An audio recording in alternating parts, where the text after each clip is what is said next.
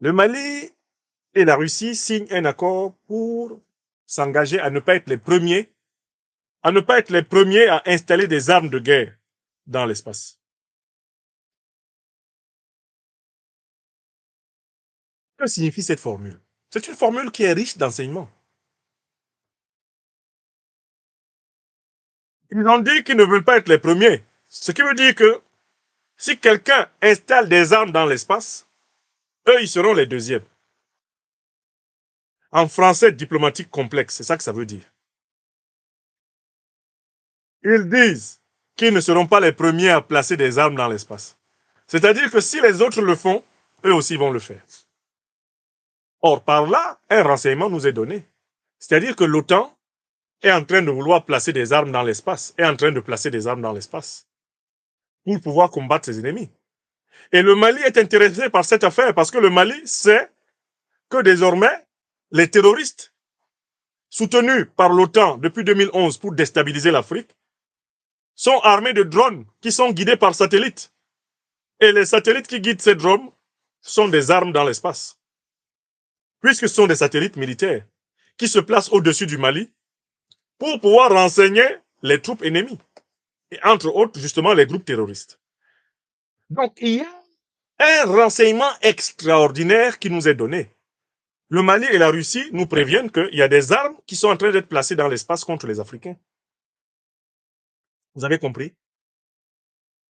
Est-ce que vous avez bien compris? Écrivez cela. Le Mali et la Russie, à travers cet accord, nous informent de facto qu'il y a déjà des puissances qui ont placé des armes au-dessus du ciel africain. Et que les satellites militaires qui coordonnent les opérations des drones, y compris des drones terroristes, sont en réalité des armes qui sont placées sur le ciel d'Afrique. Je vous avais dit que la prochaine grande guerre africaine sera une guerre spatiale, que ce sera une guerre de drones. Je vous l'avais dit. Oui ou non? Vous n'êtes pas surpris. La Russie et le Mali disent, nous, on ne sera pas les premiers. Ça veut aussi dire, vous avez déjà, vous, le bloc occidental, c'est-à-dire les États-Unis, c'est-à-dire la Grande-Bretagne, c'est-à-dire la France. Vous avez déjà positionné des satellites militaires contre nous dans l'espace. Vous nous combattez en utilisant vos satellites militaires déjà. Nous allons vous emboîter le pas. C'est ça le message que la Russie et le Mali donnent. Nous ne serons pas les premiers à placer des armes dans le ciel africain, mais nous serons obligés de placer des armes pour nous défendre contre les premiers à avoir placé les armes. Vous avez compris? C'est ça le subtil renseignement qui nous est donné par la déclaration et par l'accord. Voilà le renseignement qui nous est donné par cette déclaration et par cet accord. Mais il y a autre chose qui a été dit. La Russie s'engage à toujours soutenir la stabilité du Mali, y compris au Conseil de sécurité de l'ONU. C'est-à-dire qu'au Conseil de sécurité de l'ONU, il y a des forces qui veulent déstabiliser le Mali. Mais quelles sont-elles? Quelle question? Les forces de l'OTAN. Les trois puissances occidentales de l'OTAN voient d'un mauvais œil la souveraineté du Mali, la souveraineté du Burkina Faso, la souveraineté du Niger, qui sont sortis de la chasse gardée du néocolonialisme français. Quand la Russie dit qu'elle va veiller à la stabilité du Mali au Conseil de sécurité de l'ONU, la Russie veut dire qu'elle va utiliser son veto chaque fois qu'on voudra prendre des résolutions pour agresser le Mali. Parce que ça ne vous a pas échappé. Il y a une littérature qui se déploie dans la presse politique occidentale pour dire que le Mali, le Burkina et le Niger ont été capables d'empêcher que le terrorisme se répande vers le golfe de Guinée. Par conséquent, ces trois pays deviennent une menace pour la paix et la sécurité internationale, conformément au terme du chapitre 7 de la Charte des Nations Unies, qui dit que si des pays deviennent des sources de menaces pour la paix et la sécurité internationale, alors les grandes puissances ont le droit de les attaquer et d'y ramener la paix et la sécurité internationale. C'est ce que dit en substance le chapitre 7 de la Charte de l'ONU. La Russie a bien vu que les grandes puissances occidentales essayent d'utiliser la Charte de l'ONU contre l'AES, essayent de justifier des campagnes guerrières punitives contre le Mali, le Burkina et le Niger, au motif que ceci, précisément, alors il y a quelqu'un qui nous dérange là. On va le barrer. Voilà. On va le barrer comme ça, il ne va plus venir nous déranger. Allez, au diable, Abdou. Abdou, au diable. Va au diable. Voilà.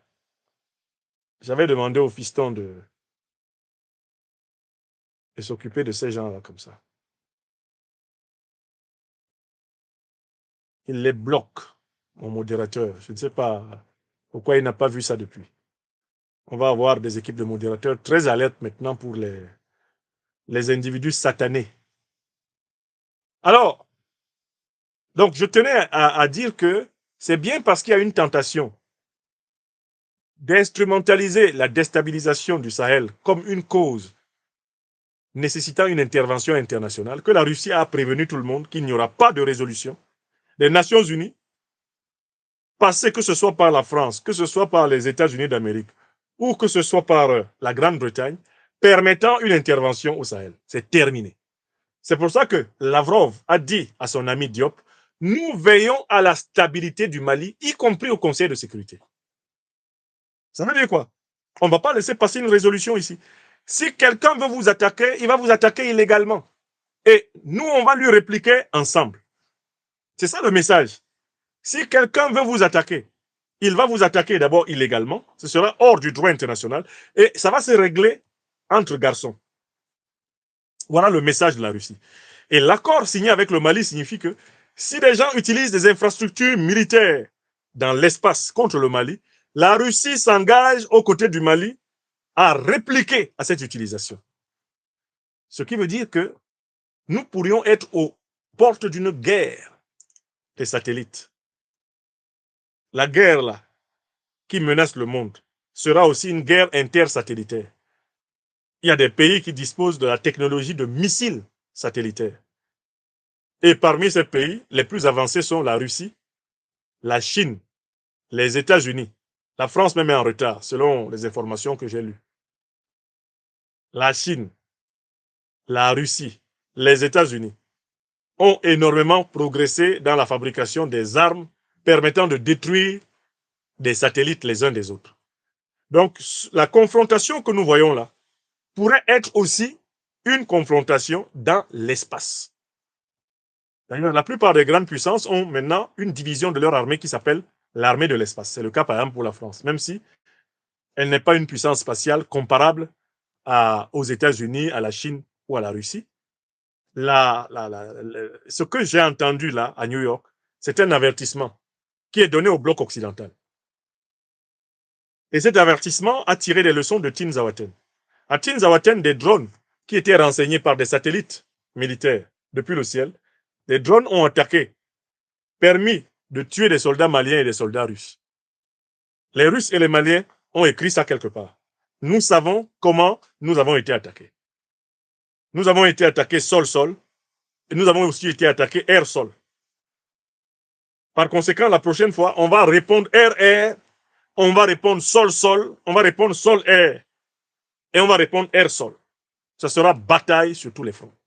C'est ça le message de cet accord. Et il fallait le comprendre parce que c'est dit dans des termes diplomatiques qui peuvent échapper à la vigilance de ceux qui ne lisent pas entre les lignes. C'est ça le message qui est lancé. Et je tenais à ce que l'Afrique le reçoive 5 sur 5. J'approuve ce message. L'Afrique doit être défendue. Tous ceux qui attaquent l'Afrique, obligent les Africains à développer les technologies de la défense et de la sécurité. Les Africains ne peuvent pas compter sur la pitié pour protéger leur continent. Ils ne peuvent pas compter sur la gentillesse des gens pour protéger leur pays, leur peuple, leur communauté, leur maison, leur ville, leur terre. L'Afrique doit devenir un continent de haute technologie sécuritaire et de haute technologie de défense. Nous n'avons pas le choix. Nos arrière-grands-parents furent surpris à un moment où leur technologie de défense avait décliné. Nous ne devons plus nous permettre de baisser. les Africaines et les Africains doivent continuer à investir dans les technologies de défense et de sécurité afin d'obliger les méchants à nous craindre. Parce que les méchants ne connaissent pas d'autre langage que celui du rapport de force. Ils ne respectent que ce qu'ils craignent d'abord. Le respect moral, les méchants n'en ont cure. Ils n'ont rien à foutre du respect moral, celui de l'âme envers l'âme. Ils ne connaissent que les rapports de force. Citation du représentant permanent des États-Unis aux Nations Unies. Il a dit ceci. Mais nous possédons le droit de veto et nous en faisons usage. Je n'ai pas besoin d'en donner une plus grande justification. Fin de citation. Voilà ce qu'a dit le représentant permanent des États-Unis aux Nations Unies. Nous, Américains, nous possédons le droit de veto et nous avons l'intention d'en faire usage sans avoir besoin pour cela d'en référer à qui que ce soit. C'est un droit qui est dû à notre puissance. Bon, très bien. Eh bien, la Russie possède le même droit. La Chine aussi. Les Africains aussi vont s'octroyer le même droit en augmentant leur puissance. Ils vont devenir des superpuissances militaires et ils auront le droit de veto sur tout ce qui concerne l'Afrique. C'est tout. On a bien compris que c'est cela. Vous voulez que les loups hurlent avec les loups pour que la terre se calme. Mais l'Afrique a compris qu'il va falloir hurler avec les loups. Et Assimi Goïta, Abdourahmane Tchani, Ibrahim Traoré sont déterminés à hurler avec les loups. D'où l'alliance aérospatiale malio-russe. C'est une alliance pour hurler avec les loups. C'est vrai, vous vous permettez de filmer nos camps militaires à partir de vos satellites, ce qui est une action en réalité hostile. Filmer les bases militaires d'un pays, filmer l'appareil de défense d'un pays et le mettre dans les journaux. J'espère que vous savez qu'il s'agit là d'un acte d'espionnage. Le satellite qui a filmé ça, si l'armée malienne pouvait l'attraper, elle le mettrait en 1000 morceaux. Et elle aurait raison. De quel droit vous filmez les bases militaires stratégiques d'un pays en proie au terrorisme, si ce n'est pas pour renseigner abondamment les terroristes? Si le Mali avait une technologie satellitaire, une capacité de combat satellitaire, ben tous les satellites qui s'amusent à filmer son sol sans son autorisation, ils les flinguent et la vie continue. Et c'est parce que les Africains ont quitté le terrain de la haute technologie de défense que les Africains sont méprisés partout sur la terre. Parce que on nous regarde et on dit, mais ils ont qui derrière eux? Ils n'ont personne. Hein? Comme le disait Staline, ou même Hitler. Quand tu leur présentais un homme politique, ils disaient toujours, il a combien de divisions, lui? Il a combien de divisions? Tout est analysé en rapport de force. Les Africains ne croient pas aux rapports de force, mais ils sont obligés de les construire. Nous croyons en des valeurs supérieures à la force. Les valeurs de vérité, de justice et de solidarité humaine. Mais nous sommes obligés de développer et d'acquérir la force. Parce que la méchanceté du monde ne nous en laisse pas le choix. Le monde est méchant. Chez nous, à Douala, on dit Opsa et Bat. Le dehors aussi est mauvais. Mais le dehors est mauvais à tous les sens possibles du terme, même pour les États. Le dehors est très mauvais. Thomas Hobbes, dans le livre qui est là-bas, là, le Léviathan, dit que l'espace international est en réalité un état de nature, dans lequel règnent des rapports aussi féroces que ceux qu'on observe dans la jungle. Fin de citation. C'est ce que Thomas Hobbes a observé. L'espace international, mais c'est une jungle en fait. Le droit international lui-même n'est que l'équilibre du rapport de force entre les puissances. Ce sont les puissances qui écrivent le droit. Et elles en profitent pour écrire leurs droits, pour protéger leurs droits dans le marbre, n'est-ce pas?